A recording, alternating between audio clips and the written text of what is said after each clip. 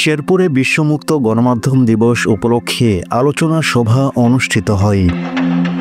৩ মে শনিবার রাতে প্রেসক্লাবের উদ্যোগে শহরের মাধবপ্রস্থ প্রেসক্লাব মিলনায়তনে সাহসী নতুন বিশ্বের রিপোর্টিং স্বাধীন গণমাধ্যমে এআই এর প্রভাব শীর্ষক এক আলোচনা সভা অনুষ্ঠিত হয়। প্রেসক্লাবের কার্যকরী সভাপতি রফিক মজিদের সভাপতিত্বে সভায় প্রিয় অতিথি ছিলেন প্রেসক্লাব সাধারণ সম্পাদক মাসুদ হাসান বাদল ও সাংগঠনিক সম্পাদক মোহাম্মদ আবু হানিফ। নতুন যারা আছে তারা শুরু করে আমরা সেই প্রায় ২০-৩০ বছর আগে থেকে দেখে আসছি যে একটি দুর্নীতির নিউজ শুধু দুর্নীতি না, যে কোনো একটা সংবাদ করতে গেলে দেখা যায় যে বিভিন্ন পক্ষের চাপ, হুমকি ধমকি, সাংবাদিক হামলা মামলা, এটা কিন্তু আমরা দেখে আসছি।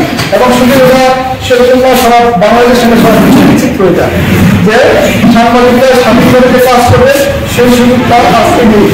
একটা খবর করতে গেলে অনেকেই দিচ্ছে, ওরকম অনেক করে আমাদের পক্ষে আমাদের সিটু জুনিয়র আছে এমন সরাসরি যায় এখন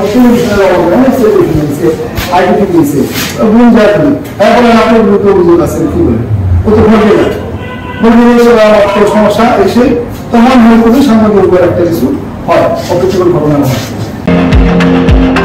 প্রেসক্লাবের প্রচার সম্পাদক জাহিদুল খান সৌরভের সঞ্চালনায় আলোচনা সভায় উপস্থিত প্রেসক্লাবের সদস্য ও বিভিন্ন গণমাধ্যম কর্মীদের মধ্যে বক্তব্য রাখেন মোহাম্মদ জুবাইর রহমান, মনিরুজ্জামান রিপন, তারিকুল ইসলাম মোহাম্মদ, নজরুল ইসলাম, সুলতান আহমেদ ময়না, শান্তরাই, মুরাদ হোসেন চান, মুরাদ মিয়া প্রমুখ। সাংবাদিকতা আমরা যারা করি সবসময় যারা ক্ষমতাবান থাকে, ক্ষমতা বিবেক, খালি রাজনৈতিক ক্ষমতাবান না, সন্ত্রাসী ক্ষমতাবান, নেশাগ্রস্ত ক্ষমতাবান, সমাজের দুর্বৃত্ত, তাদের আমরা রুশানো এটাই বাস্তবতা।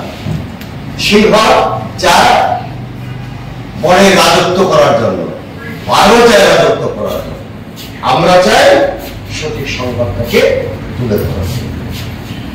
এই লড়াই কখনো থামবে না, সাংবাদিকতাও কখনো মুক্ত হবে না। এর মধ্যে সঠিক দিশা তুলে ধরার যোগ্যতার নাম হলো সাংবাদিকতা।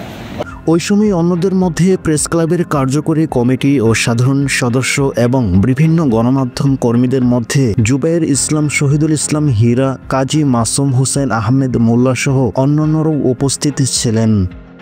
আলোচনা সভায় বক্তারা এআই এর প্রভাব মুক্ত থেকে বস্তুনিষ্ঠ সাংবাদিকতা করতে সবাইকে ঐক্যবদ্ধ থাকার আহ্বান করেন। সেই সাথে গণমাধ্যম স্বাধীন ও মুক্ত রাখতে বর্তমান সরকারের গণমাধ্যম সংস্কার কমিটিকে জোরালো ভূমিকা রাখার আহ্বান করা হয়। FM সিফাত হাসান, শেরপুর।